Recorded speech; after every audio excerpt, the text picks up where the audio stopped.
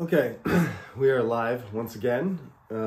This is going to be probably the most important set of video lectures that I do this semester, so I hope you listen carefully.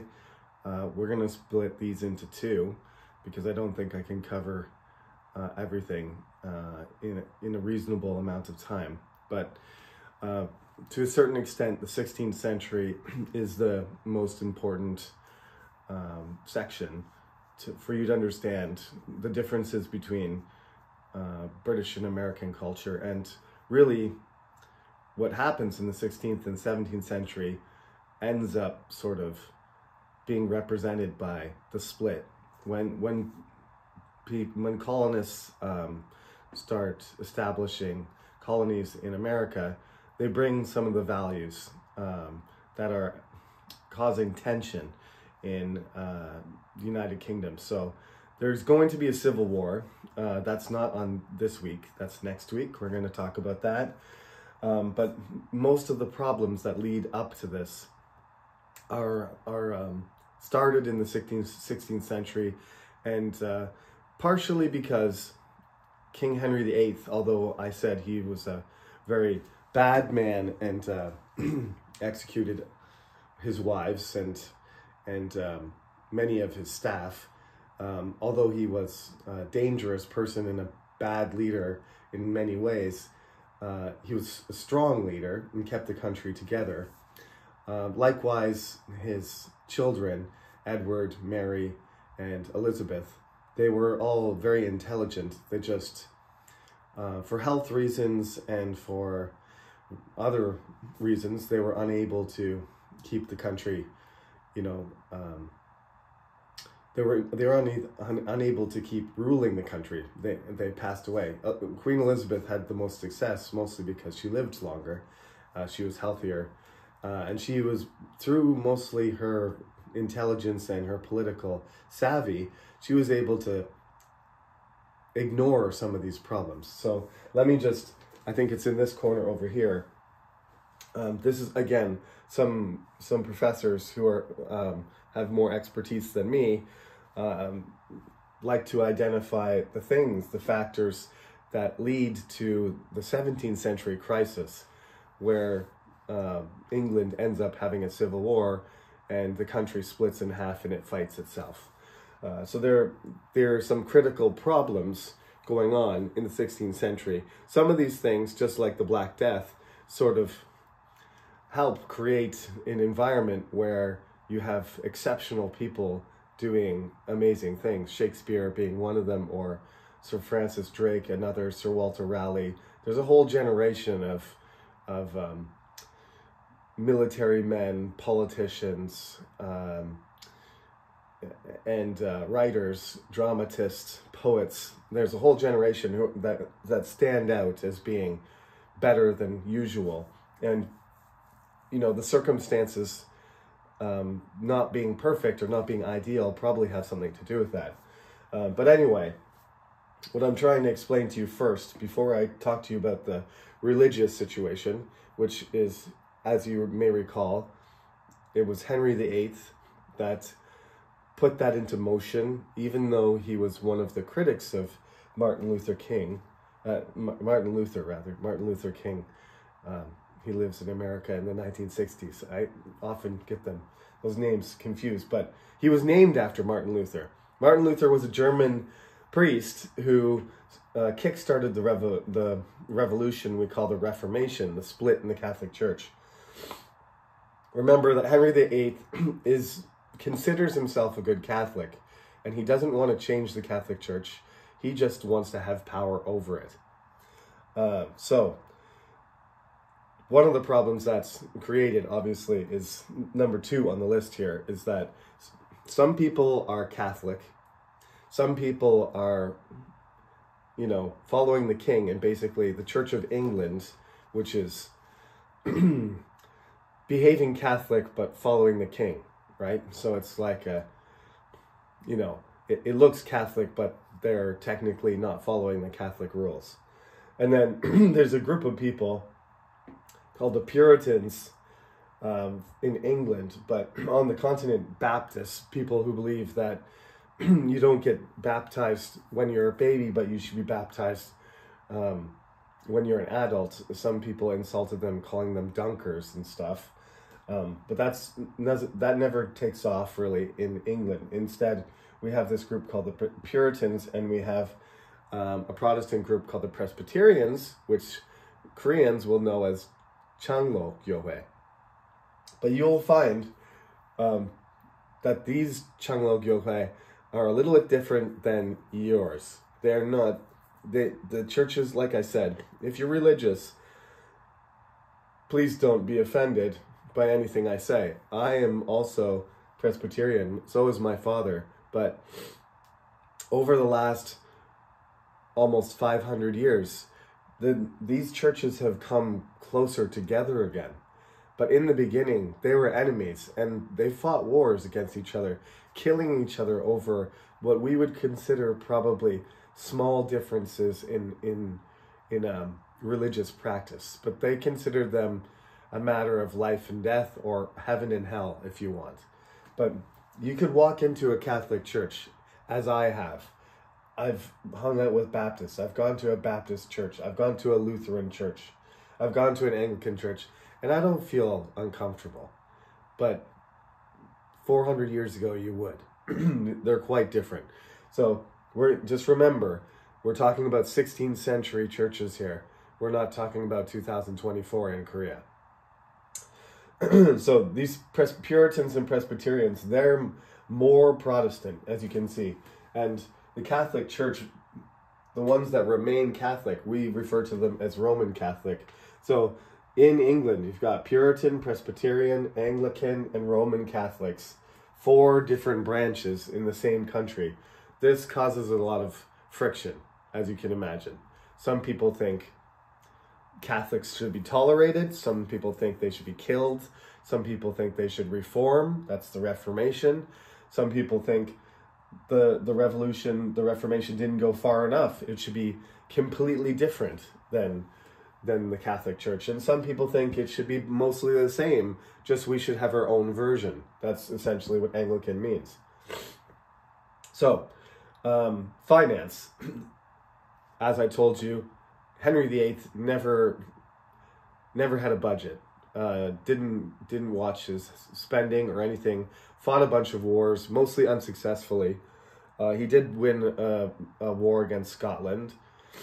He did take some territory in France, but largely the wars cost money. They didn't make money. He lost money doing that. Even though he got all that money from the church, he managed to basically squander it all and sell all of it.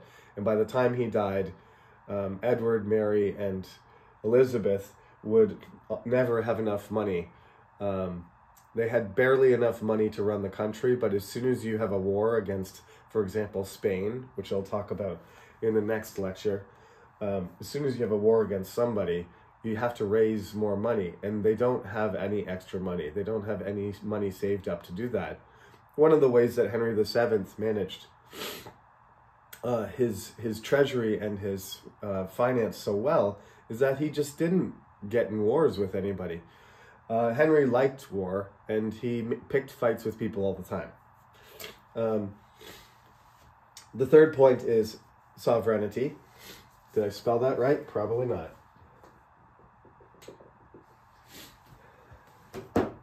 Right. I don't have the black marker. Sovereignty. All right. Oh, there is a black marker. Oh well. I'll highlight my spelling mistake.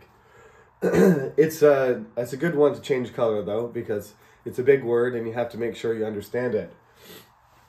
If you're sovereign, it means you have power over yourself. The sovereign normally is the king.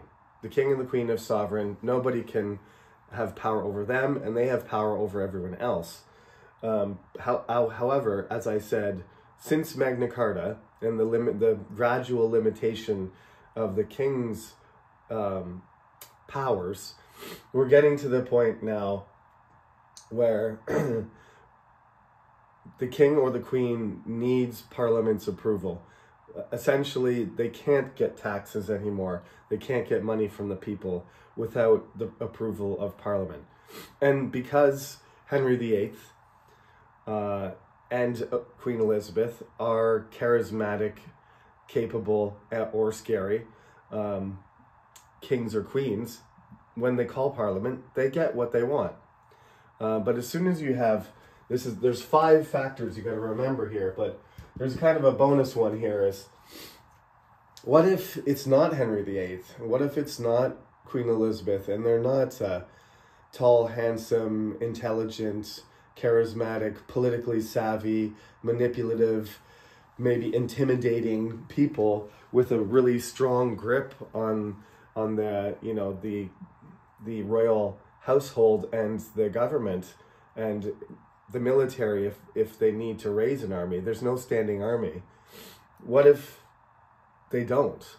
Then suddenly Parliament becomes a lot more brave, and they think, well, maybe we're the ones that actually have the power here, not the king or queen. And this is the major factor,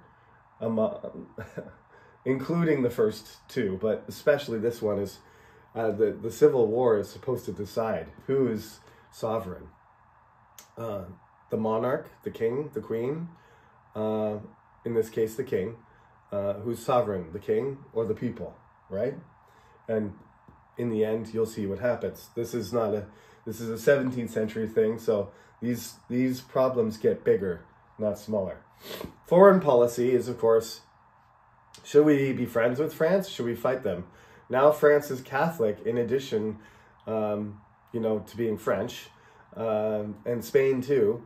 It's not just a difference of being another country, another kingdom. It's also a religious difference. So England is the only real kingdom that is Protestant. There's the Dutch Netherlands they're quite a bit smaller than England and not really officially a kingdom. But the Dutch Netherlands are Protestant, and parts of the Holy Roman Empire, parts of Germany are Protestant too. But as far as large kingdoms are concerned, England is kind of on its own. So who to be friends with, and can we trust Catholic kingdoms and nations or not? The 5th one is the problem of local or central control. Who is in, like we talked about all the way back to William. William was aware of this problem. He said, well, I'm in charge. Everybody follows me. I'm the boss. But power has been split, and it can't always just be London. So there's going to be, there's got to be somebody in control of the north of England, because Scotland keeps attacking them. So there's got to be somebody up there who's got an army or is in charge of some territory or some defenses. And over by Wales, there's always fighting going on in Ireland. Somebody's got to have an army over there, and somebody has to be delegated. So who's in control here? The localities, the areas where there's trouble, where there needs to be armies or there needs to be leadership, or the court at the center in London. This causes a lot of problems too. So eventually, the king's power starts to split, and then other people can take advantage of this. This is what happened in the War of the Roses. It really did. The kings really depended on the power of other dukes and barons and earls that had their own armies and their own weapons and their own power in order to win that war. But Henry VIII largely made it so that wasn't going to happen very easily. But it starts to happen again as the power weakens at the center. Queen Elizabeth does a good job of keeping the country centralized, but after she's gone, then the localities start to have their, start to deviate from the main focus of the central government. Now, what we skipped over in class, you need to read carefully, and it's organized very simply and easily for you to read. So I don't need to explain to it in too much detail. Right at the beginning of the chapter, from page 89, in the textbook, chapter 3, where it says kings, queens, and other things. We talked about kings and queens. We talked about the tutors quite a bit on Friday. But what it actually starts talking about first is all of this, okay? And you need to read, it separates, basically, they're opposites of each other in some senses. It explains about how great the generation is, and then it talks to you, it explains to you what is the difference between Catholic and Protestant. As you can see, these Protestant splinters into many different types, but Catholicism continues in one single vein. And there's advantages and disadvantages of that, but there's 6 bullets in your book. Page 94 has 6 points, major points about Catholic religion. And then on page 96, there's 6 about Protestantism. So I can't even explain to you it better. I can't explain it to you better than what I have written in the book. This part is very clear. There's a picture of Puritans. I can explain to you, these are the farthest. What Puritans do is they try to be as far away from Catholic as possible. Anglicans try to be as similar as possible. And Presbyterians are, of course, these are the Scottish, they're more like Puritans than they are like Anglicans, okay? So these are the major things that are affecting the society. These are the crises, and this is an explanation in the center of sort of a map of what the religion looks like. There's a group of these people who really, they think basically that the Pope is the devil, and what the church should do is just eat, sleep, work, pray. No drinking, no fun, no laughing, no comedies, no drama. What you do in life is just focus on reading the Bible and working hard, and decorations or distractions of things are not good for you.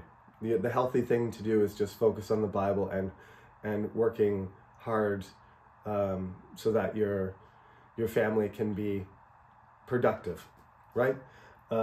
This is a Puritan work ethic, and you know, most people would say these guys are killjoys. They don't know how to party. They don't know how to relax.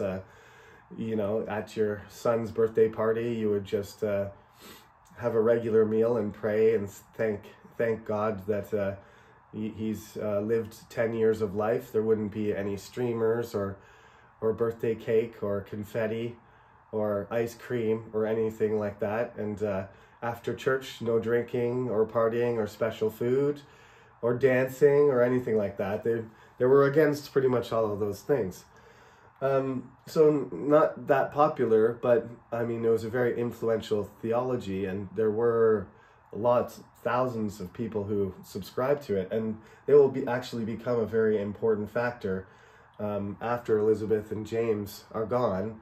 The Puritans start to be pretty persuasive in the political sphere. So there's a picture in there of a Puritan family, and you can basically see that the kids are not having a fantastic time being taught the Bible. They follow all the rules pretty strictly. There's a nice little Puritan, I think it's an engraving, that would be it. The father looks pretty severe and like he's explaining something from the Bible, and the kids are hiding behind their mother, maybe because they're afraid they're going to get beaten for not paying attention. So you need to read that section up to the end of the Puritans, and that brings you to Henry VIII, which I explained him in pretty great detail. After that, the next lecture I record will be about Elizabeth and Shakespeare and English literature and the 17th century all wrapped up into one, and that's going to be another big chunk that you need to understand for the quiz. And like I said, this is one of the most, it's got a lot of information in it, and it has an effect that goes well beyond the 16th and 17th century, right up until today. So hopefully you can see how all of these things are things that we have to deal with today. It's almost like England is becoming a modern state in a lot of ways. So these things are some things that you should think about in today's day and age, and about your own country as well. So this is part 1, and I'll go into part 2 later today, and I'll upload that. So please watch this one, and then watch the second one, and we'll have the second quiz this Friday. Thank you for listening, and see you later.